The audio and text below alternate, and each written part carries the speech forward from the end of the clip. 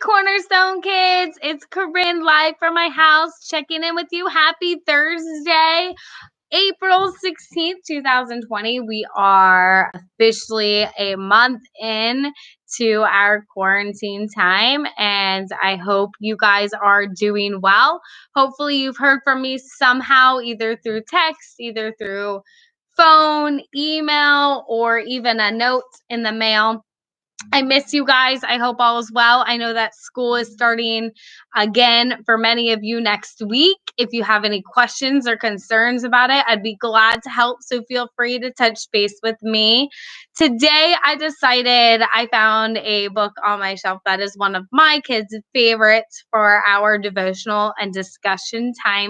And I thought I'd share it with you. It is by Jeff Davenport with a foreword from Ken Ham,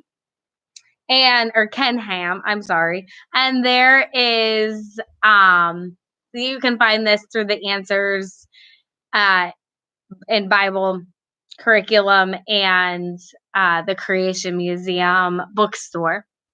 It is a fantastic book, and it goes along really well with a lot that we have been discussing at church, with the 5 C's and with creation and with who Jesus is and why he came. So I want to read it all to you today. So here it is. God is Really, Really Real by Jeff Davenport. It's a really great one for parents, a good resource. I encourage you all to check it out. It comes with some devotions, some questions to do with your kids, but I will read it to you today. It's so much fun to learn about God, like how he created the clouds and the sod, and then he turns the sod into man. But he didn't stop there with his master plan.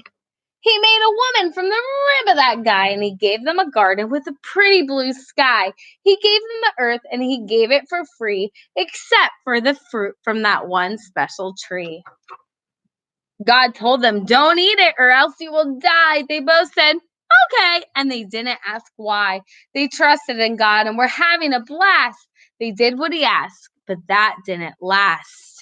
Along came Satan, disguised as a snake.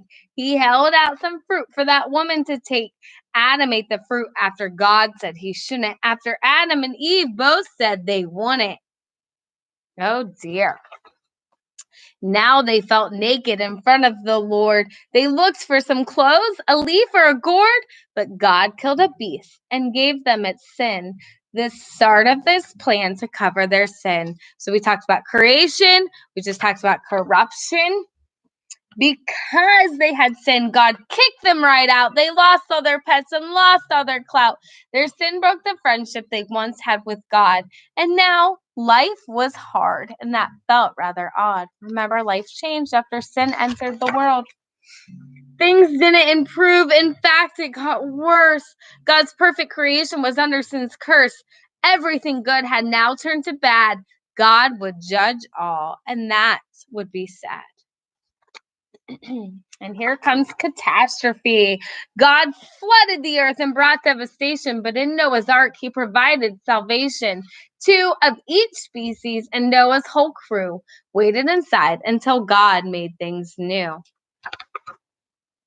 A dove brought the news. The rain had subsided, and high on a mountain, the ark now resided. God sent Noah to start a new life, the animals, his kids, and also his wife. So they tried real hard to make up for the past. They brought God some gifts, but that didn't last. So we've talked about sacrifice as the way to ask for forgiveness from God. They just could not work enough to be good. They tried and they tried and they tried all they could. But only God knew what had to be done. To pay for their sin, it would take his own son. And although it hurt, his son came to earth, not as some thought, but by a baby by birth. His name was Jesus, the King of the Jews. He came to the earth to bring the good news. The good news is this: man's sin is forgiven. Through Jesus alone, we can now go to heaven. On Calvary's cross, Jesus took our place. They treated him badly and spat in his face. He died there for us and paid for our sin. He said, "It was finished." And that was the end. Or is it? After he died, in a grave he was laid. It seemed God had lost. Hope started to fade, but on the third day, up he arose. Sin and death were defeated. God conquered his foes. Now we can pray and ask God to forgive. And one day he'll take us to heaven to live. The next thing that happens, I'm so sad to tell, those people who don't live forever in hell. But those who got saved, God gave them his word and sent them to tell so everyone heard. Salvation is free. Put a smile on your face. It won't cost you a thing. It's given by grace. So people got saved and got a new start. God gave them his spirit to live in their hearts, the Holy Spirit, part of the Trinity, right, guys?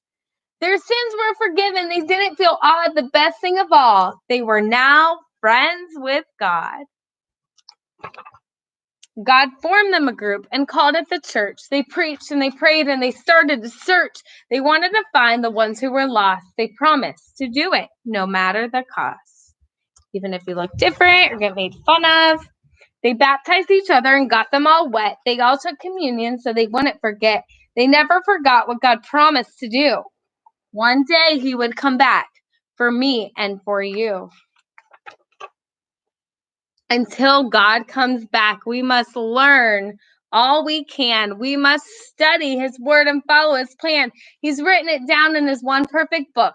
So open a Bible and let's take a look. I think you will like the words that you read. They get in your heart and they grow like a seed. They help you to do and say what is right. They help you to live by faith and not by sight. Faith helps us to trust what God said is true and all that he said one day he will do. The time has come. Let's all seal the deal. There's no doubt about it. God is really, really real. The end. Again, this is God is Really, Really Real by Jeff Davenport. I encourage you to check it out. It's a great resource. Again, there's really good insight for parents to kind of lead this as a discussion. It's very kid-friendly. My kids love it and has brought a ton of discussion. We've done it over several day period. It goes really hand in hand with the curriculum that we are learning at church, the Answers in Bible curriculum from the Creation Museum and from Answers in Genesis. I hope that this book resonated with you guys. If you have any questions about the content that is in it, I encourage you to reach out to me. I hope you guys are doing well, and I will be back on Saturday. Love you guys. Take care, Cornerstone kids. Bye.